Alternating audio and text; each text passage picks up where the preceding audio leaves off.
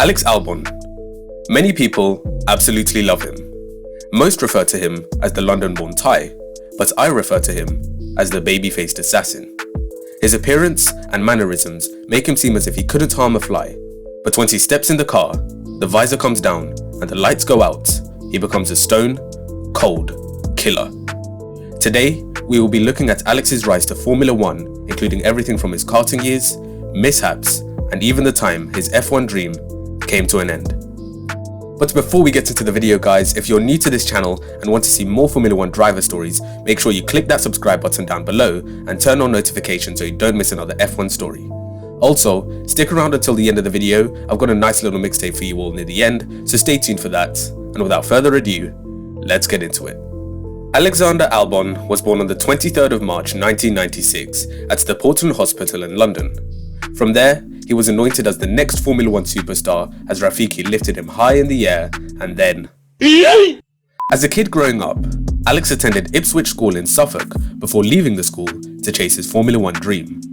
Along with 99% of all other drivers, Alex's father Nigel Albon was a former racing driver himself who competed in the British Touring Championships and the Porsche Carrera Cup. At just 8 years old, Alex started racing in local kart championships in Hoddesdon. In 2006, he won the Karts Masters British Grand Prix as well as the Super 1 National Honda Cadets Championship. The following year, he finished second in the same championship and won the Lewis Hamilton Award at Daytona Milton Keynes. Little did he know that. In 2008, Alex advanced to the KF3 class and stayed there until 2010. In that space of time alone, Alex won the Car Stars British Grand Prix, the Formula Car Stars Championship, the KF1 Series, the Super 1 National K3 Championship, the CRK FIA World Cup, and the CRK FIA European Championship.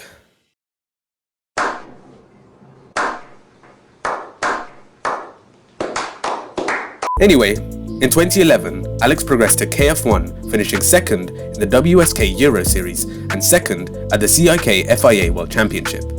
From there, Alex moved from karts to single-seaters in the Formula Renault 2.0 Euro Cup Series, where he drove for Epic Racing in 2012 with several other drivers.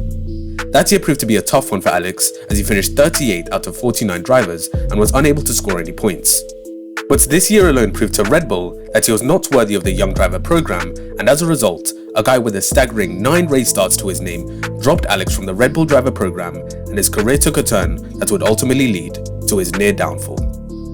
As if 2012 wasn't hard enough, Kankamal Albon, Alex's mum, was sentenced to 6 years in prison for a £7.5 million car scam but was released in 2015. Alex described that year as, and I quote, "by far the hardest year I've had in my life." But Alex continued to march on regardless of the hardships and the mishaps. He spent the next 2 years in Formula Renault 2.0, joining KTR for 2013 and 2014. In 2013, he finished 16th out of the 36 in the championship, an improvement but not quite at the level he was hoping for. But 2014 was a small breakthrough year for him, as he finished 3rd overall in the championship, including a pole position at the Nürburgring. Then in 2015, Albon had another dip in form, finishing 7th in the European Formula 3 Championship, but the following year he had a fantastic season in the GP3 series. Racing with ART, he won 4 races and finished 2nd in the championship behind his teammate, who some of you may know as Charles Leclerc. In 2017, Alex finally got his opportunity to showcase his talents to the Formula 1 world by signing with ART to race in Formula 2. The first few races in Bahrain, Spain and Monaco were pretty decent, as he finished as high as 4th place at the Monaco feature race. But at round 4 for the Azerbaijan race, it was announced that Alex had broken his collarbone while on a mountain biking training ride. But just 2 weeks later, he managed to make a comeback even though the bone was still clearly broken after x-rays were taken on the Tuesday before the race. Despite the injury, Alex managed to qualify 4th on the grid for the feature race and was later promoted to 3rd after Sergio Sette Camara was disqualified from the session. For the sprint race, he started 4th and moved up to 3rd by the end of the race to take his first podium of the year, in what I think is a very underrated comeback. Alex then went on to finish 2nd at the final Grand Prix of the season, finishing behind Charles Leclerc, who spectacularly overtook him on the last lap. But many still doubted Alex's potential. Nobody saw any promise in the London-born Thai until he was dropped by ART, who drafted in George Russell. Alex's future was in critical condition. No team wanted him, and he had little backing from the few sponsors he had. But luckily for him, Damp's team owner JP Driat gave him a race-by-race deal to replace Oliver Rowland and partner Nicholas Latifi. Alex maximised his opportunity by winning 4 races that year with 3 pole positions and finished 3rd in the championship with 121 more points than his teammates. But unfortunately for Alex, he didn't have a billionaire businessman as a dad who could just pay for him to get any F1 seat he wanted. And to make matters even worse, he didn't even get to compete in another season in F2, let alone not being given the opportunity in Formula 1 that he had worked so hard to earn.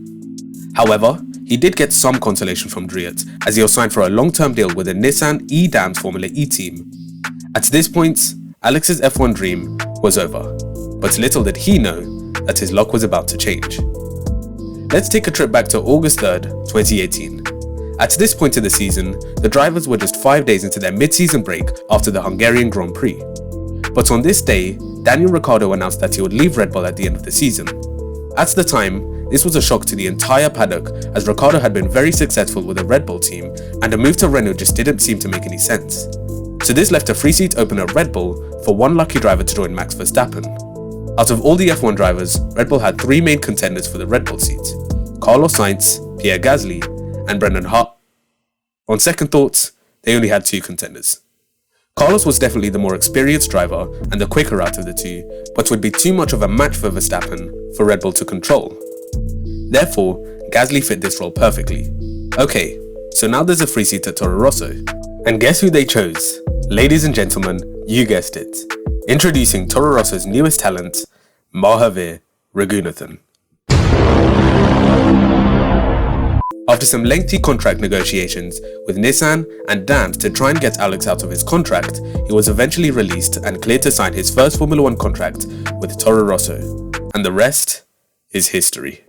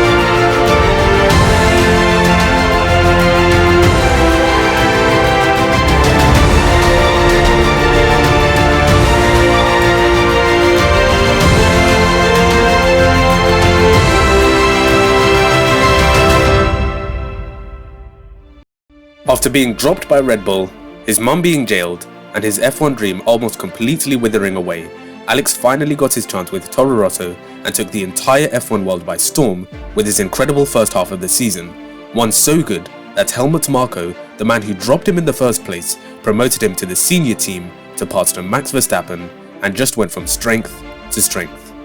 To me, Alex's story is somewhat inspiring. Do you agree? Comment your thoughts down below. Please like, share, and subscribe to the channel if you're new to enjoy plenty more F1 driver stories in the future. And as always, I'll see you in the next one.